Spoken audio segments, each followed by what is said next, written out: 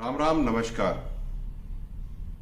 आज मैं काफी दिनों बाद आप सबसे बात करने आया हूं। मेरे को रोज फोन आते हैं, हर जगह से फोन आते हैं, पूरे राजस्थान से फोन आते हैं ये पूछने के लिए कि स्थिति क्या है और गुर्जर आरक्षण संघर्ष समिति के पास आज की तारीख में जो मुद्दे हैं उनको हम कैसे आगे बढ़ा रहे हैं। तो सबसे पहले मैं आपको ये बताना चाहता हूं कि कुछ दिन पहले अखबार में और टीवी में आया था कि हमारे 42 केस खत्म हो गए। तो जब मैं संबंधित अधिकारियों से मिला तो इन केसों की लिस्ट हमारे पास मिल नहीं पाई।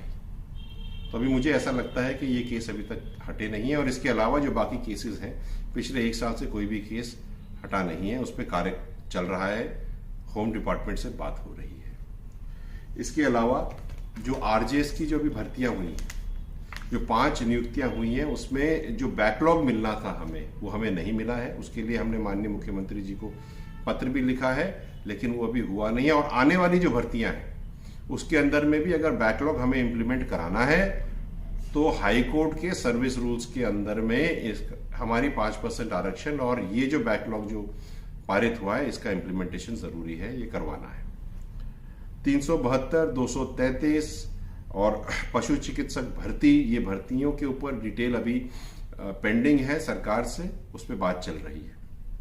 एक रोस्टर प्रणाली अपनी है जिसमें क्या होता है कि जो भी भर्तियां होती हैं वो रोस्टर प्रणाली के तहत होती हैं।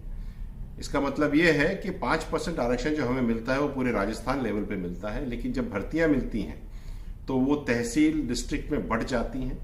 20 पद पर 1 पद अपने को मिलता है, लेकिन जब वो तहसीलों में चले जाते हैं तो अगर पद 20 से कम होते, कहीं पे 18 कहीं पे 20, तो हमें वो आरक्षण नहीं मिल पाता। तो एक तरह से हमें आरक्षण मिल भी गया और नहीं भी मिला।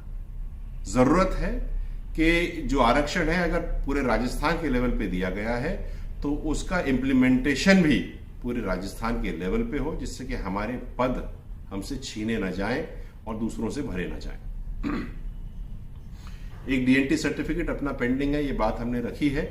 डीएनटी सर्टिफिकेट अगर हमको मिलने लग जाएगा हमारी 5 जातियों को, एमबीसी की को, तो जो सीड की जो स्कीम्स हैं वो हमें मिलने लग जाएंगी। बहुत सारी स्कीम्स हैं, विदेश में पढ़ने के लिए बच्चों को पैसे मिलेंगे। 1252 की जो इशू थी जिसमें करीब 350 कुछ ऐसे लोग हैं अपने जो सरकार में अभी काम कर रहे हैं, लेकिन उनके प्रमोशंस अभी नहीं हो रहे हैं। इसके लिए भी चर्चा चल रही है, बात चल रही है, कार्य चल रहा है। अभी तक सरकार की तरफ से कोई क्लैरिटी आई नहीं है। देवनारायण बोर्ड के ऊपर हर जगह से मुझे फोन आ रहे हैं, खास करके पिछले 10 से 12 दिन में ज्यादा फोन आए हैं। पहली बिंदु इस बात पे आए फोन कि जो स्कॉलरशिप्स मिलनी है वो पोर्टल से ओबीसी का सर्टिफिकेट होने की वजह से, एसबीसी एमबीसी हटने की वजह से वो स्कॉलरशिप्स एग्जीक्यूट नहीं हो पा रही हैं। इसके अलावा ये भी कंप्लेंट्स आई हैं हमारे पास कि जो टीचर्स हैं, जो गर्ल्स हॉस्टल्स हैं, वहां पे वार्डन्स नहीं है, टीचर्स पूरे नहीं है। और कोई कह भी रहा था आज सुबह ही कि जो एडमिशंस होने थे वो अभी तक हुए नहीं है। तो इसके ऊपर भी काम चल रहा है। ये इश्यूज हैं जो हमारे पास है। मैं आप सबसे ये कहना चाहता हूं कि इसके अलावा एक बहुत बड़ा मुद्दा जो है वो है नवीं अनुसूची का। नवीं अनुसूची के लिए चिट्ठी जब हमें आरक्षण 5% मिला था तभी चली गई थी केंद्र को, लेकिन उसमें अभी तक कोई पहल हुई नहीं है।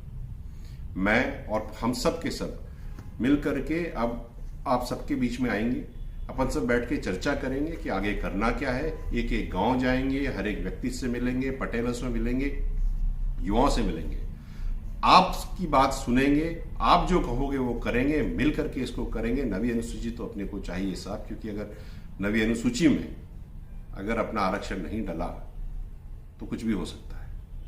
बहुत जल्द हम आपके साथ मिलेंगे। आपने सुना। अच्छा, एक बात और मैं बताऊं कि कर्नल साहब का जो फोन था, फोन नंबर जो है, अगर आपको ध्यान नहीं हो तो 96 102 073 63, ये नंबर कर्नल साहब का मेरे पास है। आप उस पर फोन करिए, अपन बात करेंगे और इस चीज को आगे बढ़ाएंगे। धन्यवाद, नमस्कार, राम राम साहब।